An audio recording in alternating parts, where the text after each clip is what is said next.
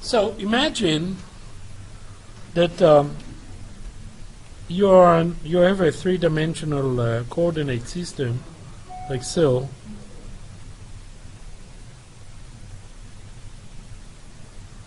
And there is a curve in this space.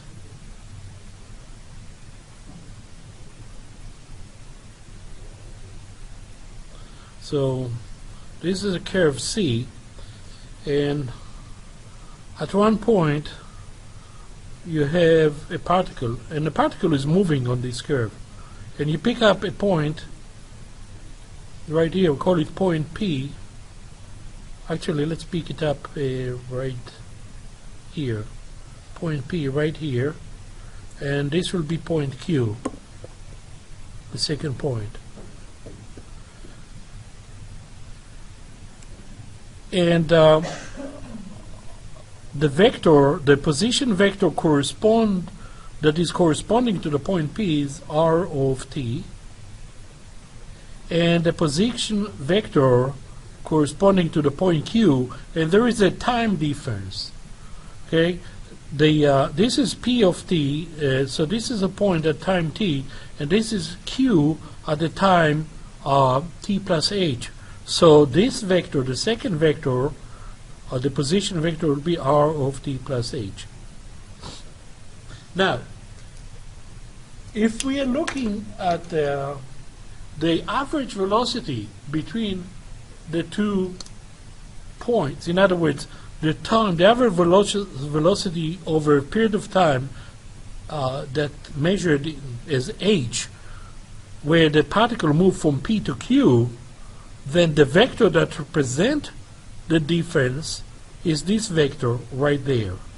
Okay, and this vector we're gonna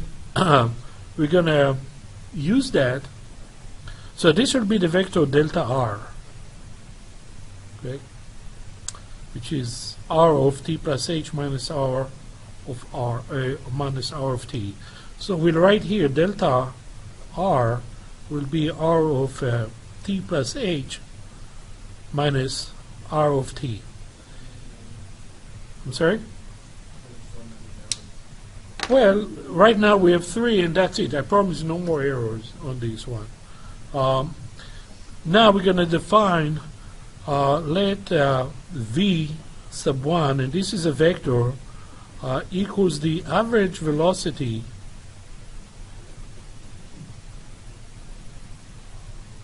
or average rate of change of r on a time interval h.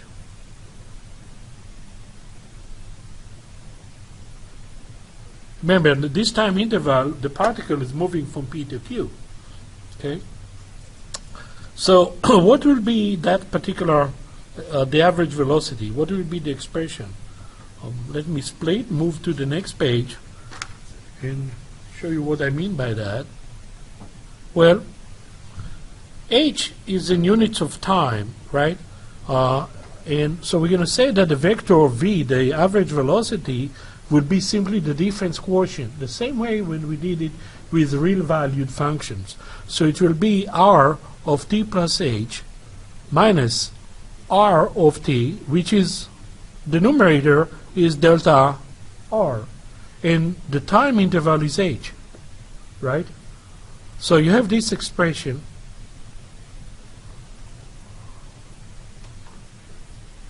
delta r over h, and the instantaneous velocity will be the velocity vector. So let v of t, this is v1, I just gave it v1 to make it distinct from other vectors. That's all. It can be v0 or anything like that. Let v sub t be the instantaneous rate of change of r, or the velocity vector.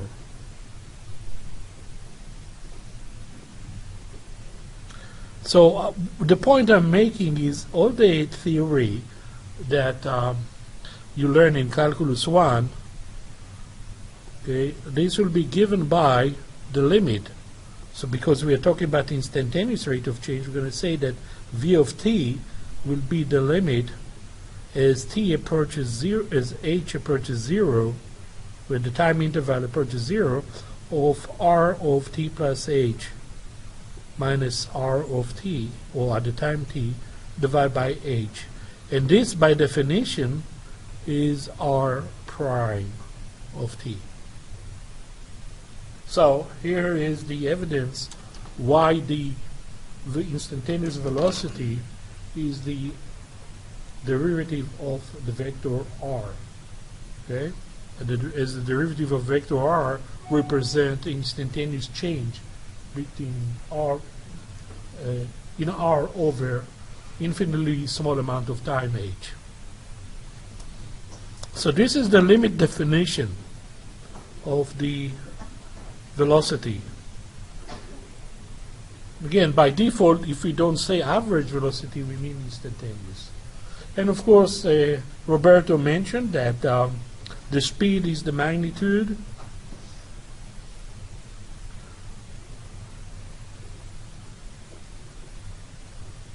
of the velocity. So we're going to say that speed equal the magnitude of v of t, like so. What about the acceleration? Well, acceleration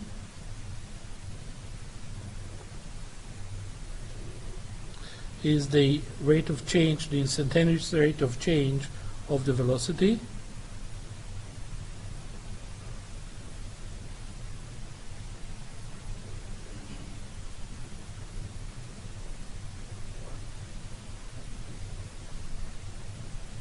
So it will be the derivative of the velocity. And remember, this is a vector, and it's a vector is a vector it's a vector function in time, and we can write it as the second derivative of the position vector r. I want to give you an example that does it in reverse.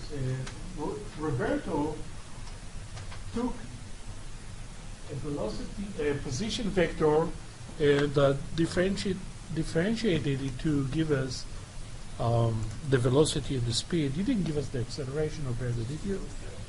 All right. What I want to do, I want to go and do the reverse part. I want to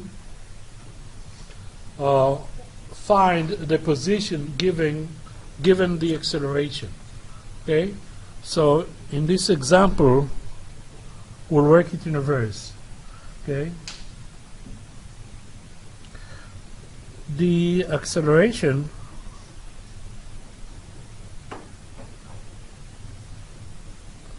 of a moving particle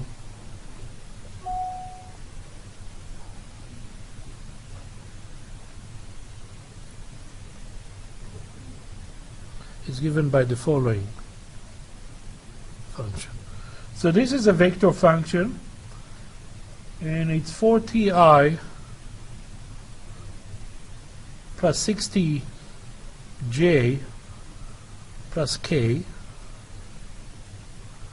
And what we know, the initial velocity and acceleration, initial velocity and position.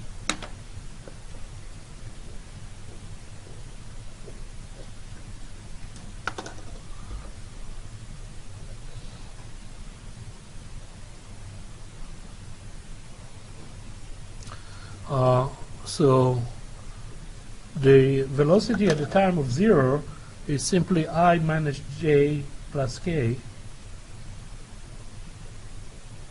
and the position at the time 0 is 4ti, no, is simply I. That's it. Just I. Find the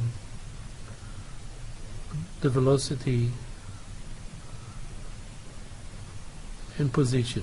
Find the particle's velocity and position. In other words, we'll have to integrate. So this exercise is really a calculus 1 exercise, except we do it with a vector value. All right. So since we have the acceleration, we're going to say that the velocity will be the integral of the acceleration vector. So we integrate term by term, and we have 2t squared in the I direction plus let me look at the data, 40i, 60j, and k. Okay, at least that's what I have. Or you think it should be different value? No, I'm thinking of like normal searches.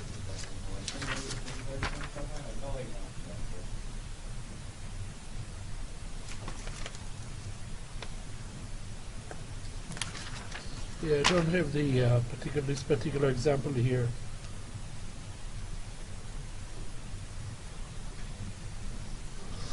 So let's continue with this one.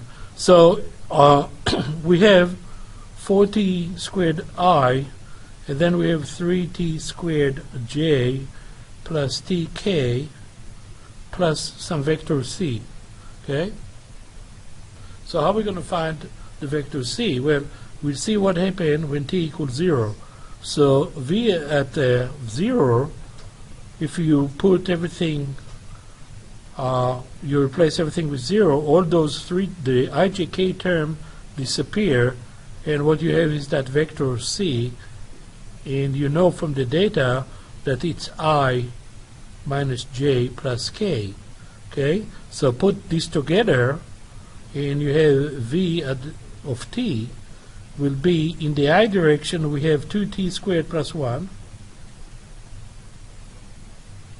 In the j direction, we'll have 3t squared minus 1. And in the k direction, we'll have t plus 1. And that's how you eliminate the constant vector c. Now, to find the position, we integrate one more time, and we have this will be 2/3 t cubed plus t in the I direction, t cubed minus t in the j direction, and t squared over 2 minus plus t in the k direction, plus and let's call this C1, and now we have C2. Okay. Again, we check what happened at the initial position. Well, R sub 0, everything else will go to 0. Yes, because we have only term containing t. So 0i, 0j, 0k, and what we have is this constant vector C2, and it's equal to I. Okay, so finish this up. R of t equals, in the, we have only the I component to add, so it will be 2/3 t cubed plus t plus 1 I, and then the rest will remain the same, t cubed minus t in the j direction, and t squared over 2 plus t in the k direction. And this is the result. So we have the position, and also we found the velocity. As I said, this is a straightforward, there is no new technique here. I just want to emphasize that even if you have indefinite integral, if you have the initial position or any other position, it's convenient to work with initial value. What happened when t equals 0? Because a lot of time stuff disappears. But if we had the position at the, or the velocity and acceleration at the velocity and position at t equal 4, we still could have found the value of the constant C1 and C2 and replace those. All right, folks, thank you so much. We meet again on Friday here.